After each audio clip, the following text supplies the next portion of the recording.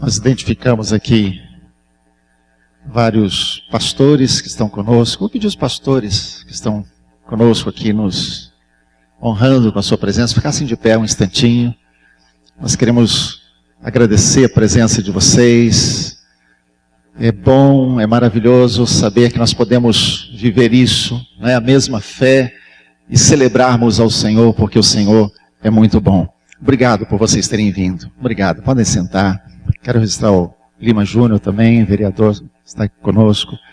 Não sei se tem mais alguém. Isso. Amém. Apóstolo Nicolau. Acho que quando nós vimos um pouquinho da História da igreja, os irmãos perceberam quantas vezes o nome Nicolau apareceu, né? Mas aquelas não foram todas, né? Ele esteve conosco ainda outras vezes, que foram oportunidades que Deus usou, e ele foi um instrumento de Deus para falar, para nos tocar, para nos admoestar, né? Foi um instrumento de Deus na nossa vida como igreja. E hoje nós temos o privilégio de tê-lo conosco, mais uma vez, e nessa celebração. Vamos orar, vamos colocar diante de Deus esse momento da ministração da palavra. Deus, nós te bendizemos nesse momento, agradecidos, porque nós podemos, ó Pai, estar diante de Ti, com o coração alegre. E também, ó Deus, por termos aqui o Teu Filho, o apóstolo Nicolau, porque, ó Deus, ele será o teu instrumento nesse momento. Pedimos que o Senhor o use com liberdade. Fala, Senhor, aquilo que está no Teu coração. Fala conosco, porque nós precisamos ouvir Tua voz. E usa-o com liberdade, Senhor. Pedimos Tua bênção nesse momento, em nome de Jesus. Amém.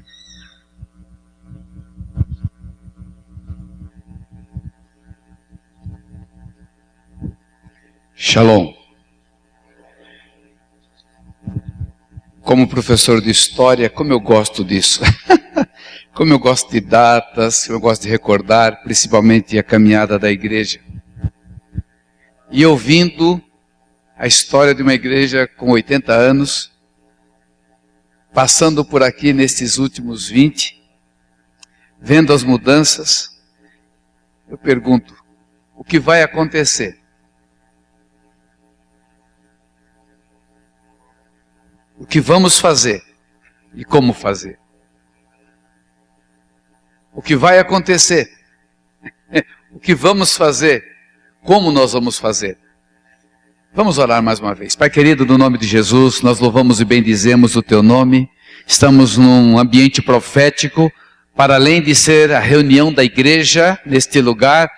Pai, nós sabemos que há uma posição estratégica em cada cidade, há um destino profético, há cidades portais, e sabemos que Bauru também é uma cidade portal no reino do Espírito, e as igrejas, a igreja aqui representada, a igreja da cidade de Bauru, tem sobre os ombros uma responsabilidade muito grande nestes talvez poucos anos que temos de dispensação.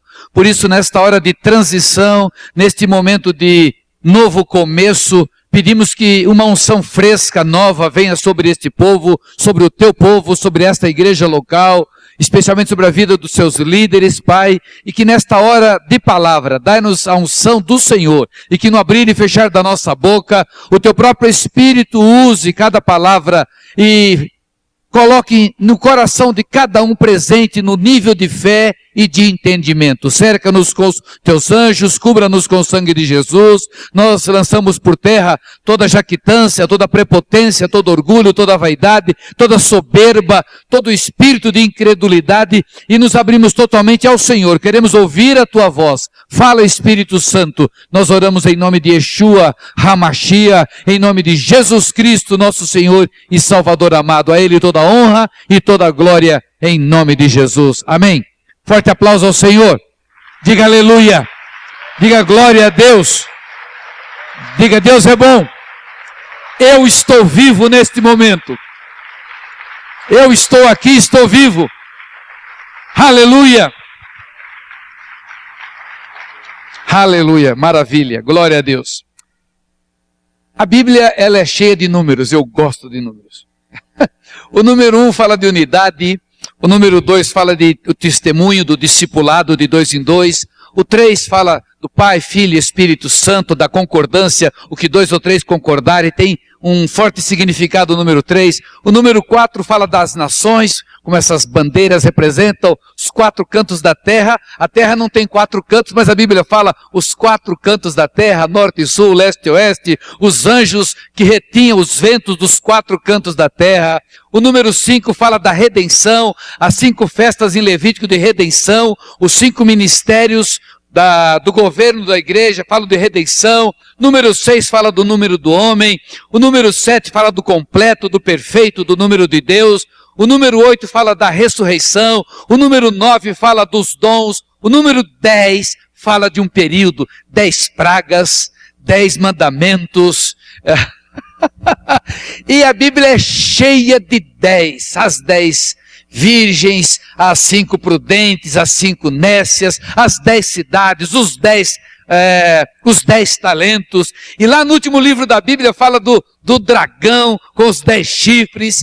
10 também é um número muito significativo. O número 11, a 1/10 hora. O número 12, o número do governo, o número completo, as 12 portas de Jerusalém, os 12 apóstolos, os 12 fundamentos e os seus múltiplos. Então, como judeu, ou como pelo menos como desejoso de ser judeu, eu gosto muito dos números. Especialmente este ano, para mim, o número é o número 20. Eu estou rindo porque Deus tem um senso de humor impressionante. Deus é realmente muito, muito feliz e Ele brinca demais com a gente. Na festa dos tabernáculos do ano passado, Deus deu tema para a minha igreja em 2014. 2014, 2014, porção dobrada. 22 períodos de 10 e 14, 2 vezes 7. A igreja que eu pastoreio nasceu no dia 30 de março de 1994. E ela este ano completou 20 anos. Eu tinha subido a Jerusalém 19 vezes. Não fui o ano passado. E Deus disse, esse ano você vai. Próximo ano você vai. Seria este ano, será a sua 20ª subida. Fui 19 vezes a Israel e algumas nações por causa dos tours, de Israel, congresso. E tinha ido a 19 nações. E Deus disse, neste ano você vai à 20ª nação. E eu peguei aquela palavra em festa dos tabernáculos, na viração do tempo, do calendário de Deus, e comecei a profetizar, crendo que era de Deus. Eu disse, você vai receber dupla honra. Amém? E a igreja eu recebo, eu falei, você vai ter dupla honra. A palavra de Deus está falando que é tempo de porção dobrada, é tempo de dupla honra. Deus está falando, escreva e me cobre, se eu sou profeta de Deus, vai ter que acontecer. Enquanto você está no púlpito pregando, você está debaixo da unção, quando você desce, você vira normal. Falei, meu Deus, uma coisa é você chegar numa igreja, profetizar, pegar o carro e ir embora. A outra coisa é você estar na tua igreja no outro domingo, no outro domingo, no outro domingo, no outro domingo. E eu falei, Pai, esta palavra tem que ser do Senhor, senão eu estou enrolado. Estava respaldado por muitas coisas que Deus falou, e quando você está 20 anos na igreja, as pessoas que te acompanham vão testificar se você é profeta de Deus ou não. E no decorrer do ano, começou a acontecer. Curas, milagres, econômicos, compra de apartamento, pessoas com salários pequenos, igual essa semana até ungimos um apartamento. Eu falei, meu Deus, como é que você, se alguém não te conhecer, pensa que você roubou. Mas nós sabemos que foi Deus, os milagres. Outro trocando de casa, de carro, de graduação, pós-graduação. E foi um ano extraordinário, tem sido extraordinário para as nossas vidas, por causa dos 20 anos. Eu quero nesta noite ousar falar que esta é a mesma unção, é o mesmo manto para aqueles que estão alinhados no trono do nosso Deus. Por isso eu creio que a unção de porção dobrada está sobre a Bereana. Não estou falando para agradar, porque eu falo dessa igreja nos congressos, aonde eu vou eu conto. Eu nunca vou me esquecer, unforgettable, o dia que vocês deram 60 mil reais de caixa para missões, e Deus deu a cervejaria para vocês. Primeira vez que eu vejo Deus dar cervejaria para crente. No máximo dá vinho, para aqueles que creem. Outros é só suco de uva, como é meu caso. Batista não vem com história que é vinho, que é suco de uva. Mas para Beriana deu uma ex-cervejaria. Os detalhes eu tenho, eu conto nos meus seminários. 10 cheques de 33 mil. Meu Deus, que coisa extraordinária. E eu sempre conto a experiência dessa família e de vocês com muita alegria.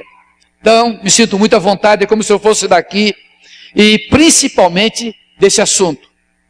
Sabia dos 80 anos, mas eu não sabia desse detalhe dos 20 anos. E é nesse detalhe dos 20 anos que eu quero começar nesta noite.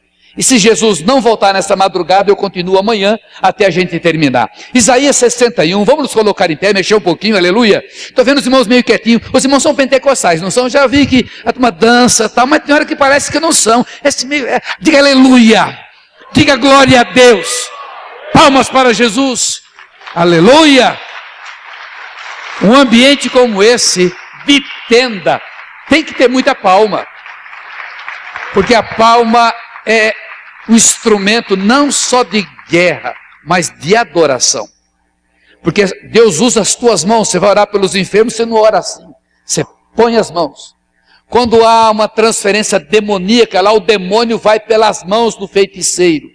Nós que somos templos do Espírito Santo, Deus usa as nossas mãos. Jesus tocou nos olhos do cego, Jesus tocou no leproso, Jesus tocou no doente. Então mãos saem poder. Então quando eu aplaudo Jesus, quando eu glorifico com aplausos, eu atraio a presença de Deus. Por isso dê um forte aplauso ao Senhor. Aleluia! Enche este ambiente da glória de Yahvé. Aleluia! Aleluia, glória a Deus. Isaías 61, do verso 1 até o verso 7. O Espírito do Senhor Deus está sobre mim, porque o Senhor me ungiu para pregar boas novas aos quebrantados, enviou-me a curar os quebrantados de coração, a proclamar libertação aos cativos e a pôr em liberdade os algemados, a apregoar o ano aceitável do Senhor e o dia da vingança do nosso Deus, a consolar todos os que choram e a pôr sobre os que em Sião estão de luto uma coroa em vez de cinzas, óleo de alegria em vez de pranto, veste de louvor em vez de espírito angustiado, a fim de que se chamem carvalhos de justiça, plantados pelo Senhor para a sua glória. Edificarão os lugares antigamente assolados, restaurarão os de antes destruídos e renovarão as cidades arruinadas, destruídas de geração em geração. Estranhos se apresentarão e apacentarão os vossos rebanhos, estrangeiros serão os vossos lavradores, os vossos vinhateiros, mas vós sereis chamados sacerdotes do Senhor e vos chamarão ministros do nosso Deus. Comereis as riquezas das nações e na sua glória vos gloriareis. Em lugar da vossa vergonha tereis dupla honra. Em lugar da afronta exultareis na vossa herança. Por isso, na vossa terra possuireis o dobro e tereis perpétua alegria. Aleluia! Glória a Deus, pode aplaudir. Aleluia! Pode sentar. Aleluia! Esse foi o texto que Deus nos deu. E quando esse é o tema, e nós pintamos um banner, todo ano nós temos um banner com a divisa do ano. E ali meu genro, artista, conseguiu dividir aquele cacho de uva gigante em 2 cachos. Ficou até meio antibíblico, eu tenho até que explicar. Ao invés de um cacho gigante, ele botou 2 cachos gigantes, esse versículo, para que nós, todos os cultos, estivéssemos olhando, fizemos marcador de Bíblia, para que todo dia, lendo a Bíblia, lá na nossa igreja também nós lemos a Bíblia, aleluia, diga aleluia. Lemos a Bíblia todo dia, no final do ano eu dou diploma para as pessoas poderem ler a Bíblia, todo ano ler a Bíblia. E quando o apóstolo Edson me falava de leitura de Bíblia, eu me lembrei que eu comecei a ler a Bíblia sistematicamente em 1977. eu estava uma missionária falando na igreja, uma missionária americana, e ela disse assim, quem é que já leu a Bíblia todinha? E eu ali falei, meu Deus, todinha? E fiquei no meu banco, fazendo minhas elucubrações, e ela disse assim, quando você chegar no céu, Jesus perguntar, ô meu filho, entra, servo bom e fiel, você gostou do livro que eu deixei para você? Gostei, mestre. Você leu tudo? Não, eu não tive tempo. Como assim? Você leu a Moreninha, você leu Sócrates, leu Platão, leu novela, você não teve tempo de ler meu livro. E eu fui me afundando na cadeira, era 7 de setembro, não vou me esquecer. 7 de setembro, era uma conferência de Semana da Pátria, e ali eu comecei a ler a Bíblia. E a primeira leitura demorou 2 anos e meio, porque eu fazia um capítulo do Velho, um do Novo e um dos Salmos. Eu peguei de algum lugar, e depois disso, todo ano, a igreja que eu pastoreio, eu conto o testemunho, e nós vamos fazendo, e as pessoas fazem 3 leituras por ano. Fizemos algumas santas convocações da igreja a ler em voz alta, batemos o recorde, lemos a Bíblia em 64 horas.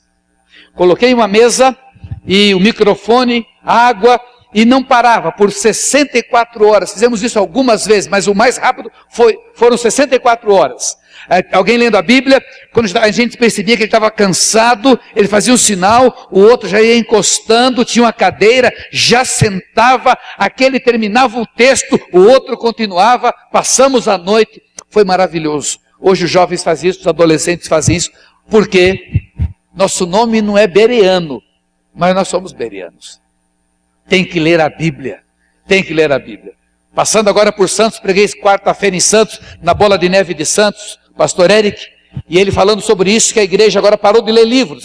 Eles tomaram a decisão e se concentrar na leitura da Bíblia. Eu falei, aleluia, isso não é, quando começa a esparramar, já não é cabeça do homem, não é movimento, é algo do Espírito Santo de Deus. Então, nós fazemos isso, recitamos, porque a palavra de Deus para gerar, ela tem que ser, para acontecer, tem que ser gerada. Esse é o segredo do profético. Para mim a coisa mais linda que existe é o profético. O profético, ele descobre o que Deus quer. E Deus tem um sonho. E o profeta gera. É igual uma mulher que dá luz.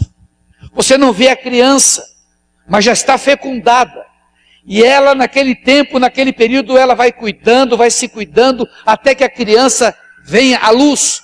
Assim funciona o profético de Deus. Então nós passamos desde tabernáculos do ano passado, recitando.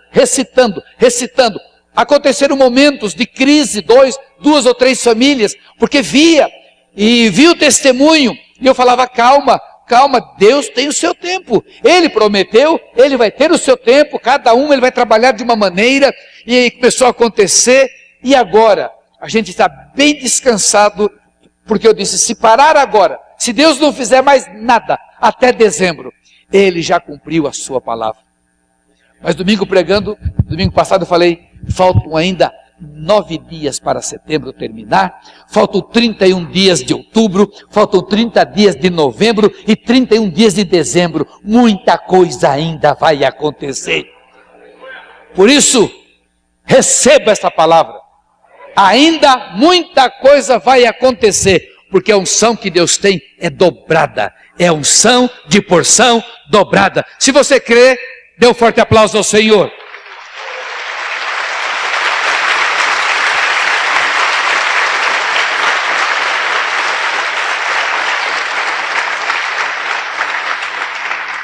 O Espírito de Yahvé está sobre mim, porque o Senhor me ungiu para pregar boas novas aos quebrantados, enviou-me a curar os quebrantados de coração, e a proclamar libertação aos cativos e pôr em liberdade os algemados, e a pregoar o ano aceitável do Senhor. Isaías escreveu essa palavra 730 anos antes de Jesus.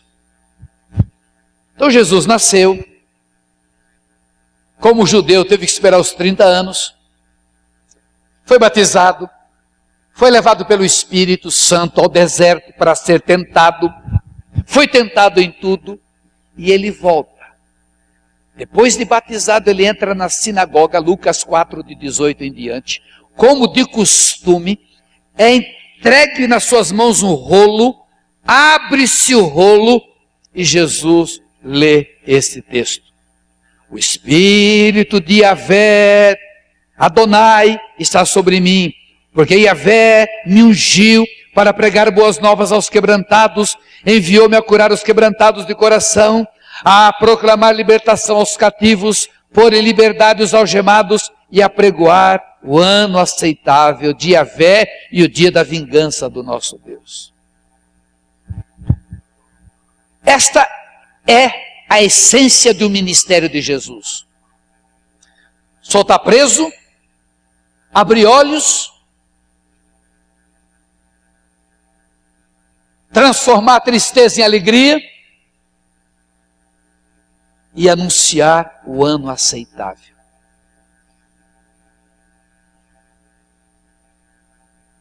Que eu saiba, que eu me recorde, nessas 30 e tantas vezes que eu já li a Bíblia, eu não me lembro de Jesus ter soltado ninguém da cadeia.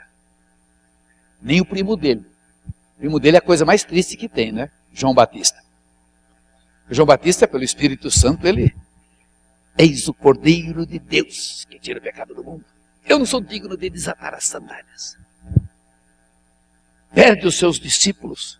É necessário que ele cresça e eu diminua. Aí vai preso. Lá na cadeia, aquele que recebeu de Deus a revelação, de reconhecer o Messias, ele manda perguntar para Jesus: escuta, é você mesmo que vinha ou vem outro? Diga ao seu vizinho, não é bom, mas é normal. Alguns momentos de crise de fé. Deus falou mesmo? Ou eu comi uma feijoada à noite e dormi com a barriga cheia e tive um pesadelo e estou pensando que foi Deus que falou? Jesus mandou responder, responda para ele. Os cegos estão, o que vocês estão ouvindo e vendo. Os cegos estão enxergando, os paralíticos andando, os mudos falando. E bem-aventurado aquele que não se envergonhar em mim. Jesus nos soltou. E depois que nós conhecemos a história, João Batista perdeu a cabeça. Cegos, Jericó, Bartimeu. O que Jesus está falando aqui é outro tipo de libertação. Ele está falando de outro tipo de cegueira. Ele está falando no plano espiritual. Tudo que Jesus fazia no natural, ainda que funcionasse, resolvesse, mas tinha outro propósito.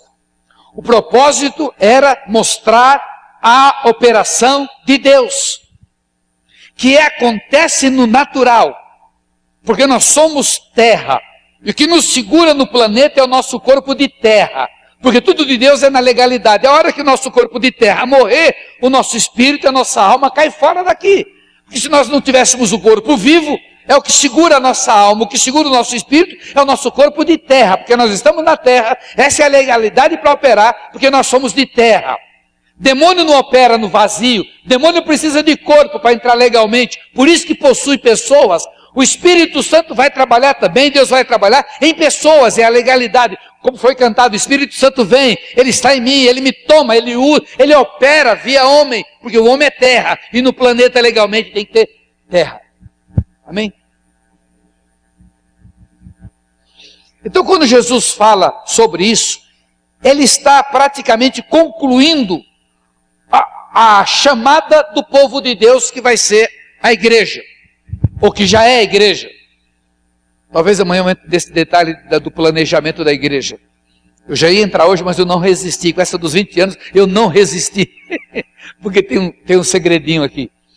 Então, Jesus fala que Ele veio para isso, abrir os olhos, soltar os presos e anunciar o ano aceitável. Nós falamos, a igreja tem 80 anos, mas há 20 anos tudo mudou. O que mudou? O mover. O mover na minha vida aconteceu entre 1989 e 90. Era um pastor batista, professor da faculdade teológica, dava aula de história da igreja, que eu gosto muito, dava aula também de discussão apologética. Era eu era apologeta, gostava de discutir, falar de seitas, heresias. Meu maior prazer era fazer seminário de seita e de heresia. Misericórdia. Bom, e aí Deus me pegou na obra do Espírito, coisa que seria só Deus. Só Deus, porque eu era batistão, não gostava, com todo respeito às igrejas. Hoje eu tenho outro entendimento, compreendo que para Deus isso é uma coisa, são filhos, são coisas diferentes. Mas no meu caso, eu precisava, da minha parte não teria jeito. Eu não concordava, eu defendia a tese de que todo mundo já era batizado no Espírito Santo e que Deus não precisava de barulho, Deus não é surdo. Eu tinha aqueles argumentos que todo mundo tem, né? Para quê? Minha esposa, por sua vez, nós somos chamados juntos, então tudo nosso é ligado. Ela não era batista, ela era baptista. Ela achava que tinha um céu para batista. Na melhor das hipóteses, os outros irmãos teriam lá um segundo céu, alguma coisa assim, mas ela era batistona. Então não tinha jeito, ali só Deus. E Deus pegou. Deus pegou. Isso foi 90, 91, aí começamos este novo. Fizemos o primeiro congresso de batalha espiritual em Valinhos em 92, aí depois em 93 foi o primeiro que se tornou internacional, esse que tem todo ano com a doutora Neuza. E aí, 94, numa palavra que Deus nos deu na Coreia, começamos a nossa igreja. Já não estava mais ficando em igreja, mas Deus me deu uma palavra: não existe ministério sem igreja. Eu queria ser membro de uma igreja com a minha família, com meus 5 filhos, mas Deus disse não, porque você vai ser... Ele não falou com essa palavra que hoje eu entendo, mas naquela época deu para entender. Eu estaria preso para o novo dele. E aí começou a jornada de 20 anos. Quando a gente vira o período, começa a ver a história, é muito bonito, é muito simples, porque tudo terminou bem. Mas a caminhada não é fácil. Logo que eu entrei no mover do Espírito, foi dito isso para mim. Nós estamos dirigindo uma carreta sem freio, subindo uma ladeira. Se tirar o pé do acelerador, ela volta e arrebenta e mata todo mundo. A única alternativa é continuar acelerando. É continuar acelerando. É um caminho sem volta. Vocês conhecem navio que faz cruzeiro, passeio. Um desses navios, tubarões vão atrás. Tubarão é assustador. Por causa de comida, resto de comida, e os tubarões vão atrás. E num desses cruzeiros caiu uma criança, uma menininha caiu. E foi vista, né? E o pessoal gritando: criança ao mar, joga o bote, aquela agonia, aquele desespero. O homem pulou e na hora que os tubarões já iam pegar, ele catou a menininha, já puxaram os tubarões saltando, trouxeram para o conversa. O capitão todo emocionado, igual hoje, o apóstolo, foi homenagear aquele homem. Falou: olha, vamos te homenagear, dá um presente, você é um herói.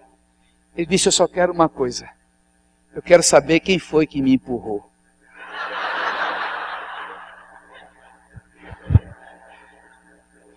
Nós estamos nessa situação. Nesses 20 anos, quantas vezes eu falei: Deus, quem foi que me empurrou? Eu estava sossegado, eu não tinha problema com ninguém. Eu já sabia a lição que eu ia dar na escola dominical para 5 anos. Eu pegava o currículo, não era assim, era ou não era? Eu tinha o currículo da EBD. Eu já sabia tudo que ia acontecer. Eu dava dinheiro para missões também, missões nacionais, missões estaduais, missões mundiais. Em março nós dávamos 2 dízimos. A igreja estava tão disciplinada biblicamente, graças a Deus, que no mês de março eram 2 dízimos. Um dízimo para manter a igreja, outro dízimo para missões. Meu coração missionário, cada filho que nascia eu oferecia para Deus, para levar para missões, porque eu sou fruto de missionários. Então a igreja estava tranquila, eu era feliz, eu era sossegadinho. E entrei no novo de Deus, achando quando eu entrei que tudo seria 1000 maravilhas. E mas não era da maneira que eu pensei. Fazendo batalha, guerra espiritual. Eu não aprendi guerra com livro. Não tinha livro. Eu escrevi o meu primeiro em 93. E apanhava, eu só não morri. A prova que o diabo não pode matar, porque eu não morri. Porque ele tinha tudo para me matar, que eu só mexia com o que eu não sabia. Era maçonaria, era macumba. Os pastores, o prazer dos pastores não suportava. Eu ia para as igrejas, eles vinham me mostrar templo de macumba, templo satânico, saia, olha, pastor, ali, é nessa encruzilhada, me levava para a encruzilhada, pastor me levando para a encruzilhada. Foi os 10 primeiros anos de batalha espiritual, foram insuportáveis. Algumas cidades eu entrava e dizia, eu não vou sair vivo daqui. Eu me lembro da cidade de Sepetiba, Rio de Janeiro, igrejinha com as 20 pessoas, o pastor todo animado, e ali Nicolau, conquistador de cidades, e eu olhei para aquele grupinho. Quando cheguei em Sepetiba, aquele cheiro no ar de podre, eu falei para o irmão que me buscou, eu falei, o que é isso? É esgoto? Ele falou, não, o senhor está percebendo? A gente não sabe o que é isso. Eu falei, meu Deus. Ele falou, o pessoal de noite pesca, e depois toma bebida, droga, e a cidade é morta. E eu falei, Jesus.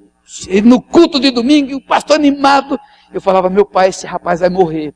E eu também, me tira daqui vivo, me tira daqui, me ajuda a passar essa noite logo, que eu quero ir embora daqui. Aí à noite fui para a casa do pastor e alguns líderes. Pastor, ainda bem que o senhor pregou sobre batalha, vou te contar um negócio que acontece, nunca contei para ninguém. Falei, lá vem.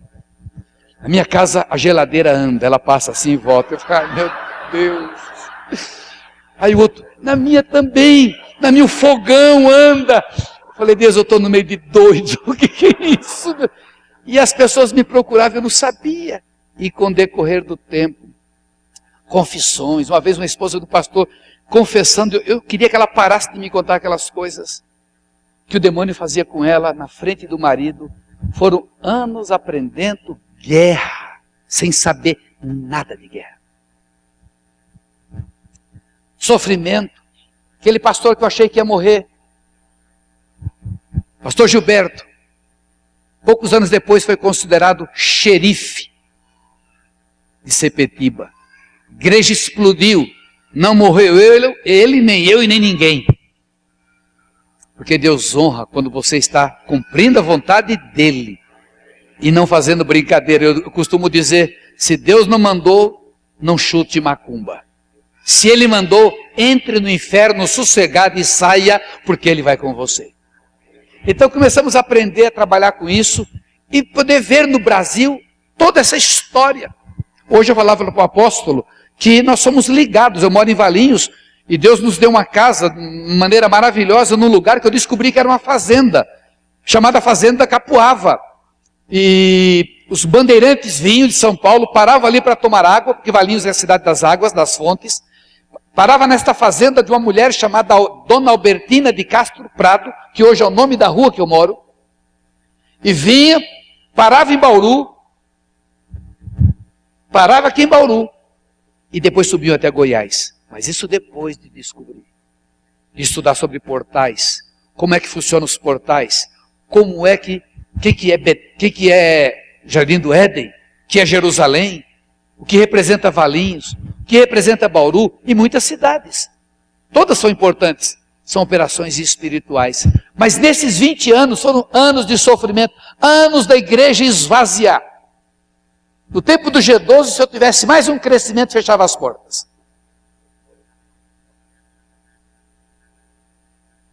Teve um momento que saíram 40. Falei, não, estão fora da visão. Aí teve no outro boom, saíram uns 30. Falei, pai, mais 3 avivamentos aqui, zera.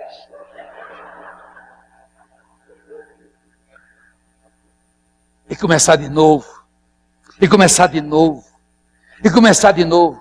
E os teus filhos crescendo e você com medo de abalar a fé. Não tem volta. Não tem volta. É um caminho de confiança seguindo Deus. Deus fala? Fala. Agora ele cumpre no tempo dele. Chegar para um homem de 75 anos, e a Bíblia dá detalhes, não precisa nem querer florear não. Na reunião de casais a gente até brinca, né? No caso de Abraão e de Sara. Mas a Bíblia não brinca, ela está falando sério. Sara já estava com o seu útero amortecido. E Abraão, mais ainda. Abraão, você vai ter filhos aos montes. E ele creu. A Bíblia diz em Romanos 4 que ele creu. E isso foi lhe imputado como justiça. Então, naquele momento que Deus fala, creu. Mas aí Deus deu um reforço para ele. Saiu assim: Abraão, você consegue contar os grãos de areia? Ele provavelmente tentou, né? Mas aí confundia. Não. Assim serão seus filhos. Você consegue contar as estrelas? Não. Assim serão seus filhos. Ok. Na cabeça tua, se você é Abraão, naquela noite já tomaria banho de shampoo e de essências e de sais e já falava para a tua mulher: é hoje. Te prepara que é hoje. Porque a gente já é imediatista. Passa 1 ano, passa 2, passa 3, passa 4, 5, 10, 15, 20, 25. É muito fácil criticar Sara, dizer que Sara pôs a Agar para deitar com Abraão. Primeiro que era um costume da época. Mas eu imagino quantas vezes Abraão reclamou. Só as mulheres casadas, irmã. Teu marido é chato, não é? Ele não conta para ninguém. Para todo mundo ele está sorrindo, mas em casa, de noite, ele fala. Você quê? Deus o quê? Que Deus falou, e que Deus falou, mas não acontece. Eu sei, tudo bem, eu creio, amém, mas Deus falou. Imagina Abraão, não acontece, não sai daqui, não sai nada daqui. Então vai com a empregada, vê se...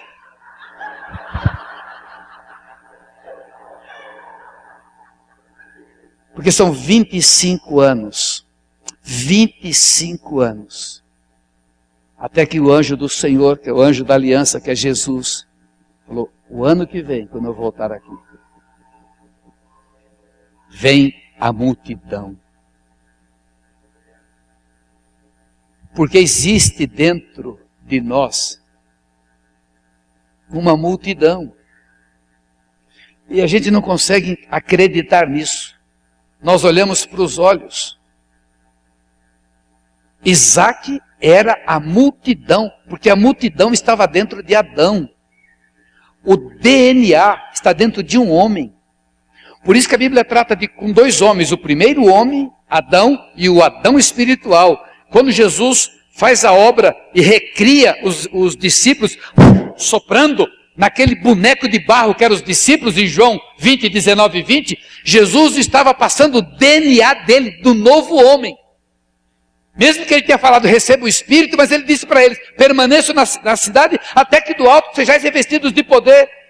Ali era o novo DNA de multidão, de uma geração.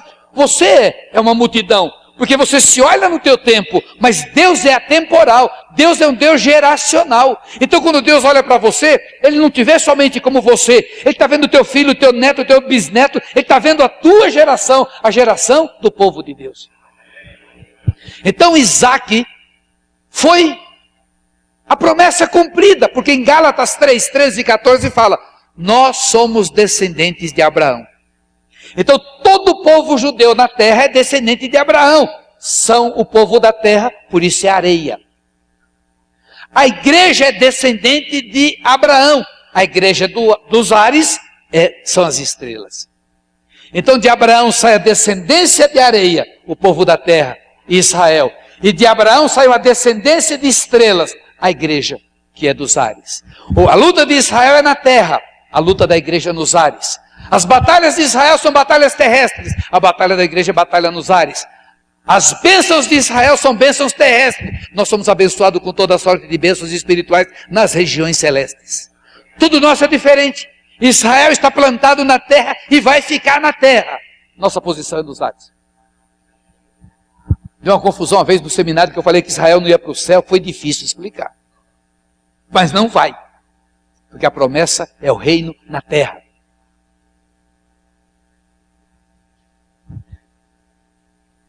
Diga aleluia.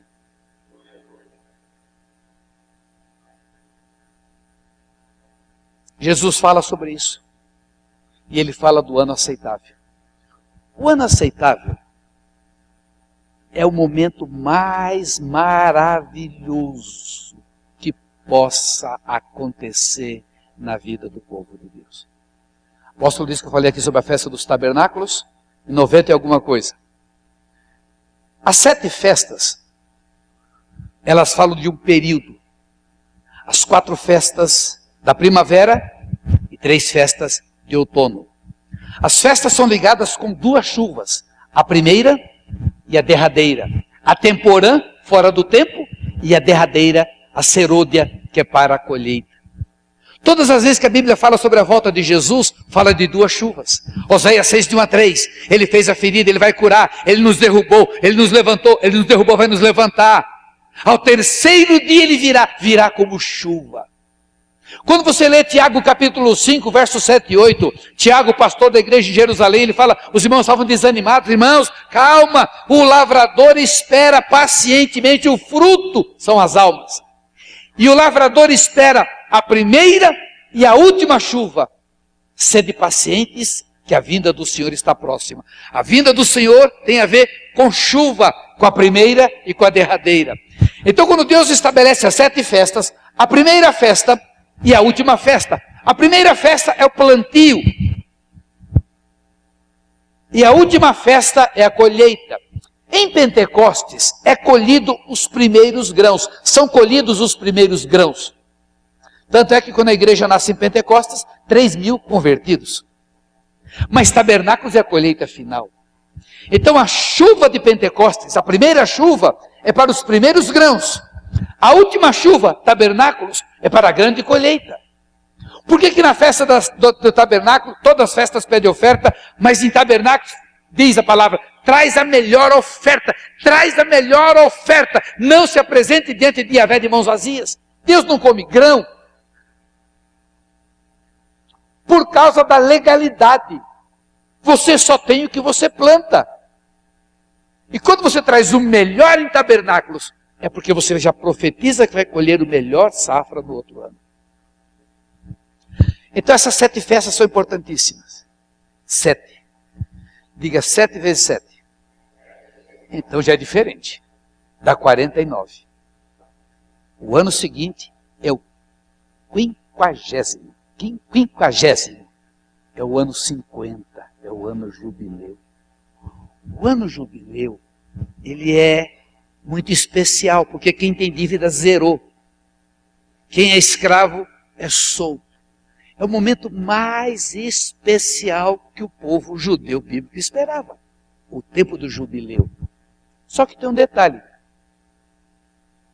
Você pega o dicionário de judaísmo, né? Eu tenho, e o autor diz o seguinte: a jubileu não acontecia só nos tempos bíblicos. Porque a única maneira de fazer a festa do jubileu é quando Israel todinho está na sua terra. Israel, ele esteve completamente no domínio da terra até o ano 163 antes de Cristo, até o ano 63, quando aconteceu a revolta dos Macabeus, e Judas Macabeus libertou a nação, e ficou mais ou menos 100 anos a Judéia nas mãos dos judeus. Mas aí Pompeu conquistou Roma, toma tudo, e desde 63 antes de Cristo, que Israel não é livre, não tem soberania, e o povo está esparramado. Quando Jesus prega sobre o jubileu, não dá para ter jubileu. Mas em maio de 48, pela primeira vez depois de 2 milênios, Israel volta para a terra. Mas Jerusalém era dividida. Em junho de 1967, Jerusalém foi reunificada. E pela primeira vez na história, depois de 2 dias, depois de 2 milênios, conforme diz Oséias 6, a nação volta a ser como era nos contornos originais. Ok, onde é que você quer chegar, Nicolau? Eu quero chegar em 2017. 2017, nós completaremos, depois de 2 milênios, o jubileu que Jesus fala aqui em Lucas 4. 2017, o jubileu de Jerusalém. E 2018, 70 anos do Estado de Israel. 2 números proféticos que nós temos que entender. Não fazer projeções humanas, não fazer especulação com relação à volta de Jesus, mas como igreja profética, como pessoas que têm que conhecer o tempo, todos os nossos planejamentos eclesiásticos, ou eles são planejamentos religiosos, como eu disse, que nós tínhamos já aula para daqui a 5 anos, ainda que não soubéssemos a necessidade da igreja. Se eu tinha isso quando eu vivia no racional, na maneira de eu me conduzir, se eu tinha isso, agora que eu sigo o Espírito Santo, que eu me movo pelo Espírito, eu preciso não ter um programa religioso, mas eu tenho que conhecer o tempo de Deus, eu tenho que acompanhar a nuvem, eu tenho que me projetar para aquilo que Deus está mostrando. Então, se a igreja hoje está completando 80 anos, mas há uma marca de 20 anos, há uma marca de sofrimento em primeiro lugar. Porque nem tudo foi maravilha. Tem ruína no caminho, tem ruínas em Bauru, tem cidades destruídas, tem casas que não são casas, são famílias. Tem em Valinhos, tem na minha vida. Nós temos esta marca, porque isso acontece, faz parte da luta, dos problemas que enfrentamos. Nós somos roubados, nós entregamos coisas.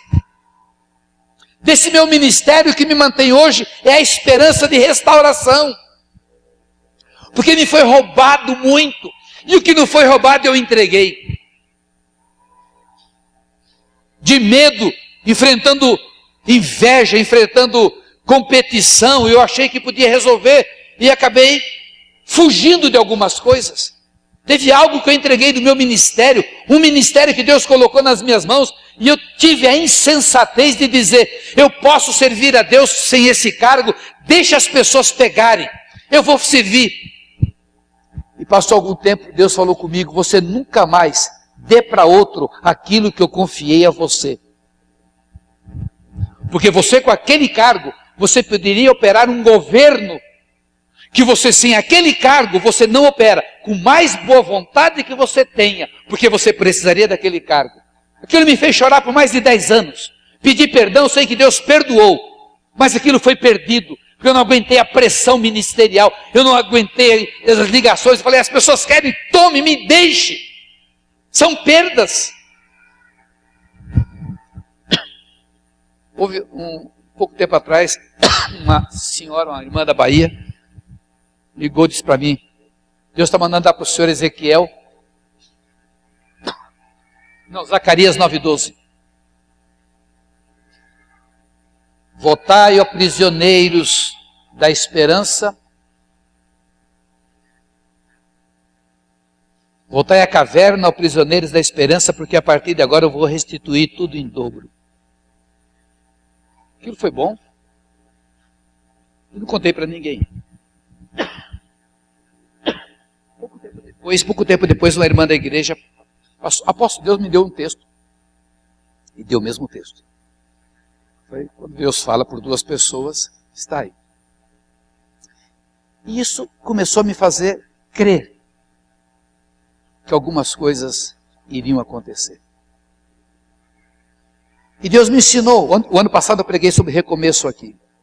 E Deus me ensinou que Deus não volta ao passado. O passado não volta, mas uma nova oportunidade volta. Ontem foi o dia de Rosh Hashanah, no calendário judaico, dia das trombetas. 2 dias que passaram, dia 25 e dia 26. E uma das coisas que eles usam é halá, é aquele pão doce, redondo, para mostrar que a vida é em ciclo. São ciclos. E Deus me disse esse ano sobre isso. Que todo mundo tem uma nova oportunidade, sempre. Quando Deus estabeleceu o calendário, é para que você tenha uma oportunidade. Você poderia não dormir, nada, e Deus fazer um plano para você viver assim. Cada novo dia é uma nova oportunidade. A palavra diz em Lamentações 3, 22, 23, as misericórdias do Senhor são a causa de não sermos consumidos, ela se renova a cada manhã, grande é a sua benignidade. Aqui, nesta igreja, há quase 20 anos, Victor Lourenço pregou, porque os demônios noturnos te atormentarão. Aqui, não foi aqui não, foi ali. Olha lá, eu sei, por aqui, mas não era aqui. Foi algo que bateu, quando é rema, bate, você não solta mais. Não vá dormir, não assista filme de terror, não assista filme imoral, não vá confuso, porque naquela hora é a hora da noite, é a hora das trevas, e ele vai te atormentar. Escutei aqui, na Bereana.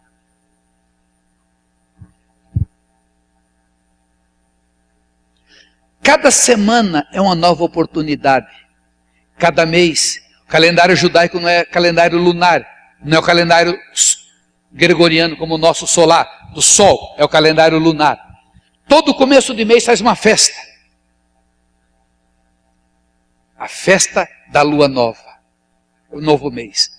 Cada ano, ontem foi, antes de ontem, Rosh Hashanah, cabeça do ano, é um novo começo. Deus dá uma nova oportunidade, e agora principalmente aos pastores e líderes.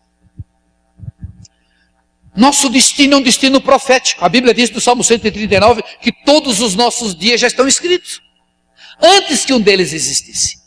Só que tem um detalhezinho aqui que é um probleminha.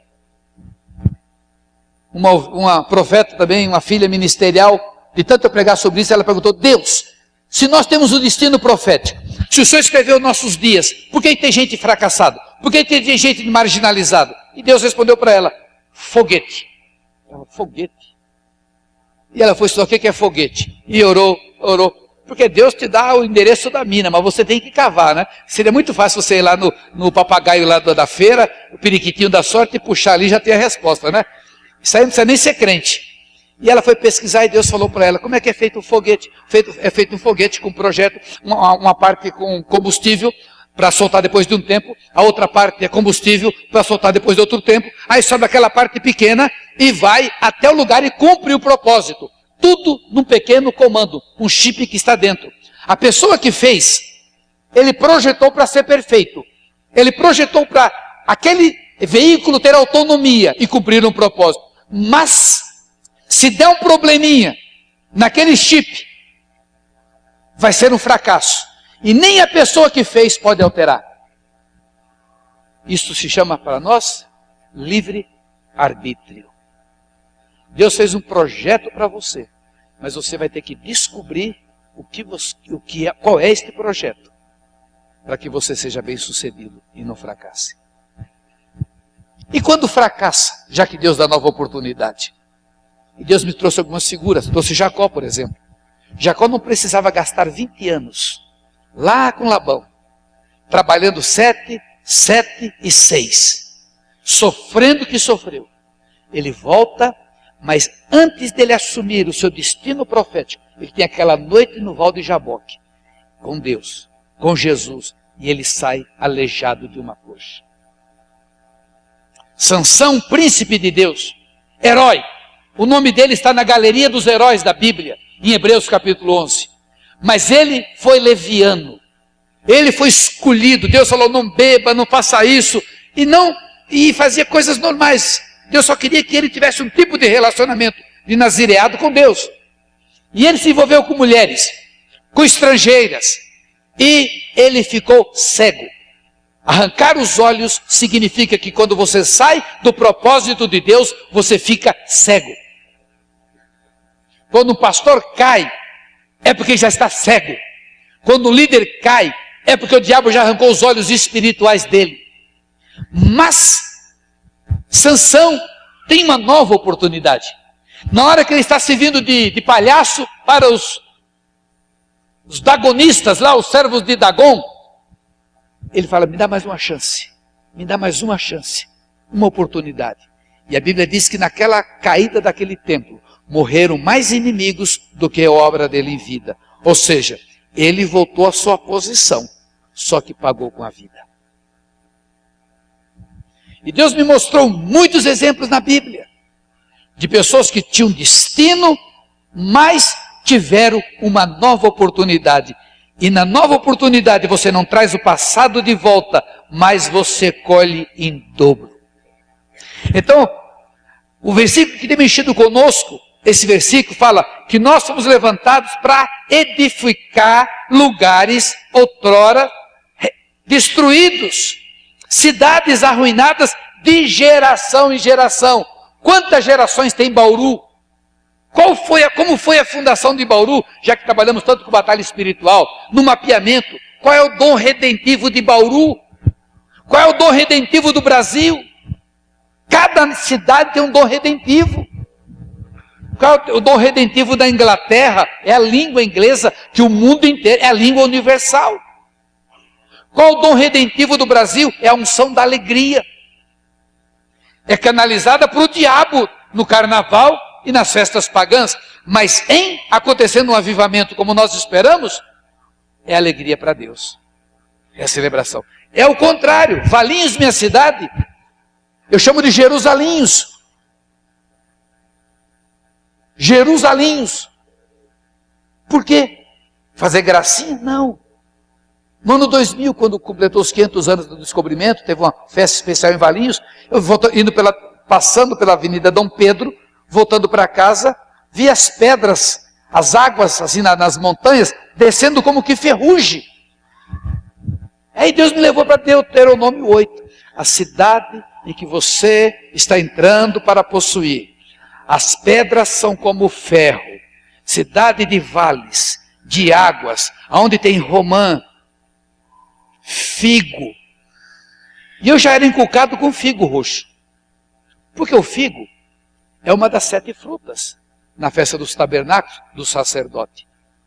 E eu começo a estudar sobre figo. Uma ovelha minha trabalhando na biblioteca de Valinhos, trouxe lá, o figo veio para Valinhos, do Mediterrâneo. Falei, meu Deus do céu, do Mediterrâneo, já sei de onde veio. Aí, pouco tempo depois, sai no estado de São Paulo, naquele caderno rural, o figo é a planta mais antiga do mundo, porque é uma planta que faz mutação. E ali me veio, a fruta do Éden não é maçã, é o figo. Bom, como batista bereano, nós falamos, se está na Bíblia, eu creio. Se não está, é uma conjectura. Ok, é uma conjectura. Mas vou estudar os assuntos com os rabinos chamam o figo de Torá. Gente, Torá é Jesus. Você mexe com tudo, mas não mexe com a Torá. Você já foi numa reunião de judeu? Eles têm lá o Simhat Torá, a alegria da Torá. Sai dançando com a Torá, beija a Torá. É assim. Participei de uma reunião e me mandaram eu dançar com a Torá. Eu não sabia o que fazer, estava no Israel. Sai dançando com a Torá. Meu Deus, se o pessoal me vê, já me chamam de doido. E eu passava, eles batavam, beijava a Torá. E o rabino chama a Torá de figo, porque aproveita tudo. Mas quando eu falei que era figo, é porque eu conheço batalha espiritual. O dom redentivo é o contrário. Se Adão e Eva se vestiram com folhas de figueira, por que eles não se vestiram de bananeira? Seria uma grife mais bonita, né? Aquela folha descendo, amarrava um negócio aqui, já imaginou? Muito bonita. Para Eva, né? Para Adão ia ficar meio esquisitão já naquela época com a folha de bananeira e as pernonas de fora. Mas de qualquer maneira, teria muitas folhas mais apropriadas. Como é que você é curado da picada de uma cobra? Usando o soro antiofídico, que é o veneno transformado no soro. Eu falei, é o figo. Mas eu não posso provar. Nessa caravana de 2012, 2 anos atrás, eu falava isso nos lugares. Pode ser, pode não ser, mas não é a maçã. Um rabino, senhor de idade, veio dirigir a caravana, parou no lugar, ele falou, o povo é burro, o povo é idiota. Falando assim, o senhor de idade, muitos cursos, pós-graduação, sabe por que acha que é a maçã? Aí ele quebrou a maçã e disse, é por isso, é um símbolo de mulher. A fruta do Éden é o figo. Gente, eu dei um grito, mas eu dei um grito, saí pulando. Eu não posso provar biblicamente, mas eu posso entender como Deus vai mostrando com os sinais. Tudo voltado para Israel. Tudo voltado para Israel. Então eu estabeleci na minha igreja um projeto até 2018. E cada mensagem que eu vou nos seminários eu falo, eu não estou falando que Jesus vai voltar. Eu sei que ele volta, mas eu não sei quando. Mas eu vou trabalhar em função da luz que Deus me deu. Eu vou aproveitar esta oportunidade. E este curto tempo, correr atrás para restaurar as cidades assoladas. Vou me apropriar da dupla honra da porção dobrada, para conquistar aquilo para qual eu fui conquistado. Há uma profecia na minha vida de Caleb, eu tenho estudado a vida de Caleb. Caleb teve uma oportunidade com 40 anos. Foi a idade que eu entrei no mover. E Caleb perdeu seu destino profético por causa dos irmãos, não foi por causa dele. Vocês lembram disso? Quando os 12 espias vão ver a terra, e os 10, porque tem gigante, a gente parece gafanhoto, e eles olham para a gente como se a gente fosse gafanhoto. E Josué e Caleb tentando argumentar, não, mas nós vamos comer esse pessoal como pão, Deus vai nos dar, não. E o povo inflamou, a Bíblia diz que Deus mandou a maldição, e eles perderam aquela entrada na terra. Lá adiante, 45 anos depois, Caleb fala, na hora da conquista da outra geração, Caleb fala a Josué, olha, há 45 anos atrás, Moisés me prometeu que essa terra seria minha. Eu estou hoje com 85 anos, mas me sinto como 40. Me dá essa terra. Era o monte de Hebron. E a Bíblia diz que ali em Hebron estava os anaquins, os gigantes. E Josué falou, pega. Eu imagino que não foi fácil. Talvez foi ali que criou esse termo, né? Vai ver o que é Hebron Patosse. Porque ele teve que, com 85 anos, tirar aqueles gigantes e se apropriar do que Deus tinha. Então não importa a tua idade, não importa o que Deus tem para você. Vai acontecer a partir de agora. Porque nós temos muito pouco tempo. E todo o propósito de Deus acontece. Ou você entendeu lá atrás, ou você entendeu agora. Mas se o teu coração for alinhado, nós estamos debaixo de um manto profético de unção dobrada. 2 períodos de 10, 20, fala de 2 vezes os períodos. No meu banner está lá, 2014, 2014. Preste bem atenção, 20, 2 vezes 10, 14, 2 vezes 7. Ontem, sabe que dia começou ontem? Ontem foi o primeiro dia de Tisrei. Ontem foi o segundo dia de Tisrei. Antes de ontem começou o calendário judaico do ano 5, 7, 7, 5, 12, 12. No nosso calendário, dia 25, 7.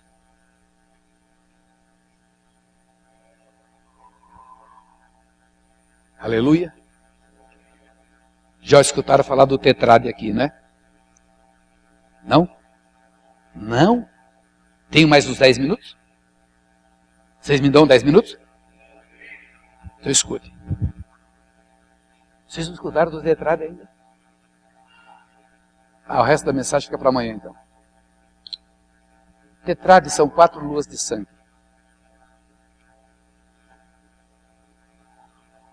Só aconteceu 3 vezes na história. São 4 eclipses lunares. A lua fica vermelha. Aconteceu isso em 1492. Isso aqui não é coisa de evangélico. Você entra no Google, a NASA que fala. Em 1492 aconteceu o primeiro tetrade. São 4 luas que acontecem em períodos distintos. Elas aparecem na Páscoa, em tabernáculos de um ano, na Páscoa, em tabernáculos do outro ano. Em 1492 veio a desgraça para o povo judeu. Primeiro, o rei da Espanha, Filipe Isabel, expulsou os judeus. Tomou tudo. Mas um homem judeu chamado Cristóvão Colombo descobriu a América, que é uma espécie de terra santa. Primeiro tetrade. Segundo tetrado, 1948. Morreram 6 milhões de judeus, mas no dia 14 de maio de 48 nasceu o Estado moderno de Israel. Terceiro tetrado, 1967. Guerra dos 6 dias. Jerusalém é anexada. Este ano, já apareceu a lua, na Páscoa. Vai estar lá em Jerusalém, pela misericórdia de Deus, vou estar lá com a minha esposa, a partir do dia 8, dia 9. Volta a aparecer em março, em Páscoa do ano que vem, em Tabernáculos. Todas as vezes que isso acontece, fatos extraordinários envolvem Israel e as nações. Joel diz que o céu é o quadro de avisos de Deus. O céu, os sinais nos céus. Todos os estudos que você faz de escatologia, Mateus 24, Mateus 25, Apocalipse, a lua e o sol escureceram. Você vai para Joel, a lua e o sol escureceram. Então o que eu entendo com isso? Que nós nos aproximamos do dia do Senhor. Sofonias capítulo 1, de 12 a 16. O dia do Senhor virá com toque de chofar.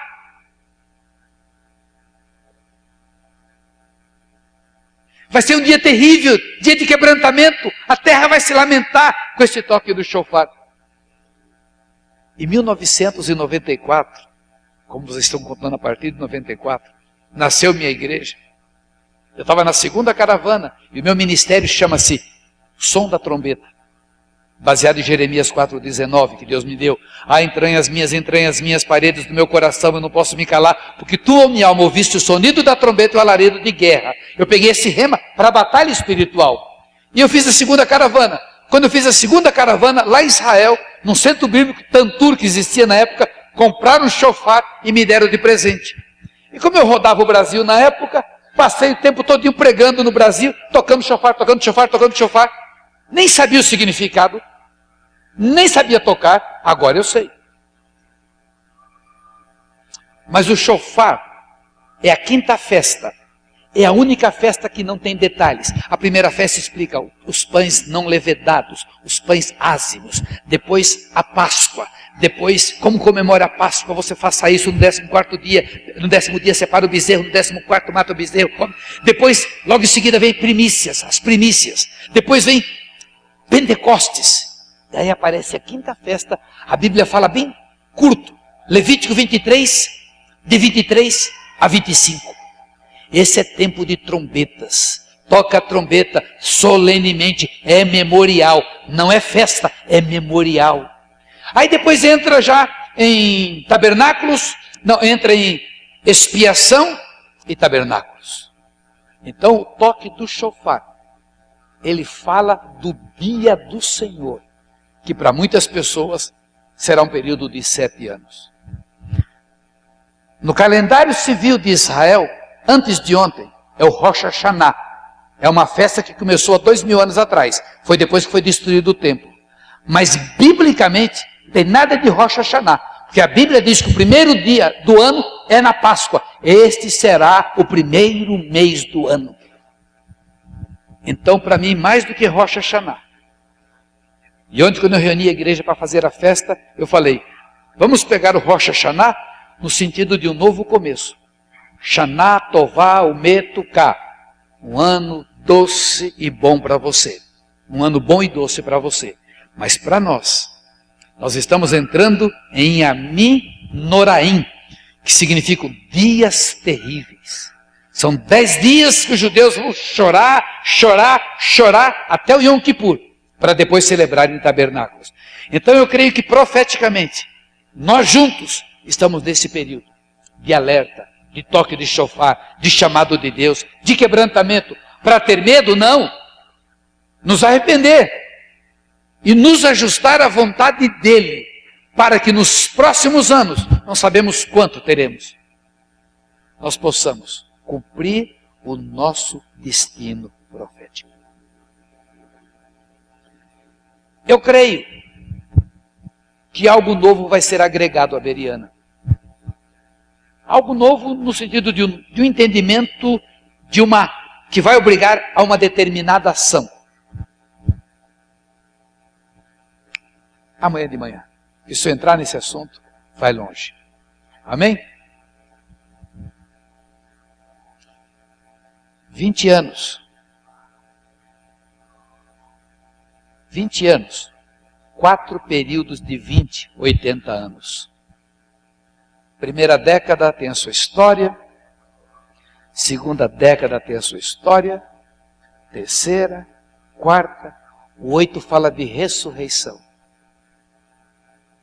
Ressurreição. 8 vezes 10. Ressurreição é uma nova vida. É um recomeço. Se é um recomeço, é tempo de resgate. Aquilo do passado vai ficar para trás. Uma devocional, chorando, Deus me deu Jó, capítulo 9.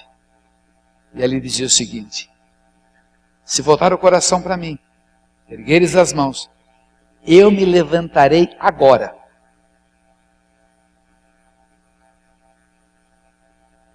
Te colocarei no lugar que é teu por justiça. Não é por direito, nós não temos direito a nada, mas aquilo que ele estabeleceu.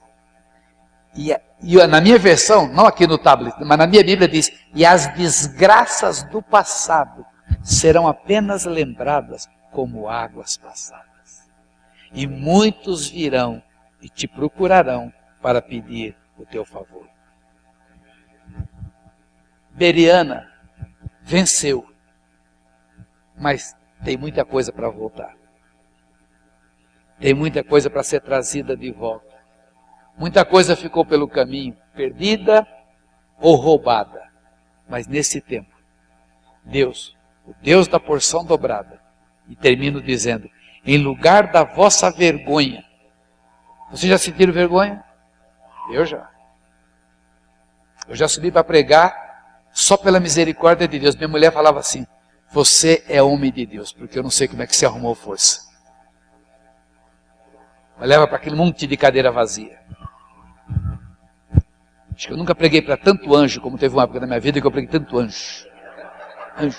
Tudo convertido, mas me dando força ali. Aleluia, isso aí, homem de Deus. Um monte de cadeira limpinha. Quantas vezes?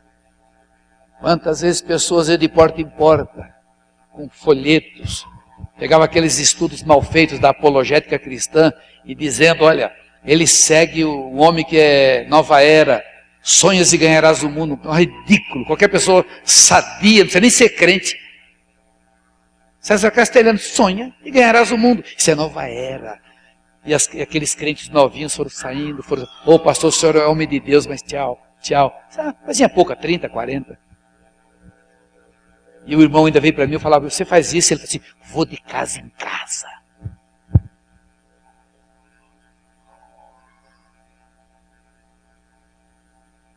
E você peca, e pior que você peca, depois tem que pedir perdão ainda.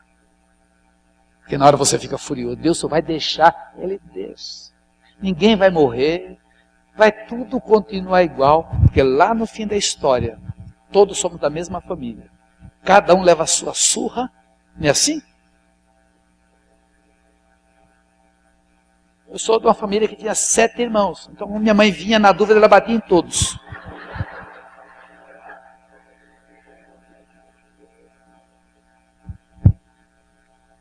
Porque somos filhos.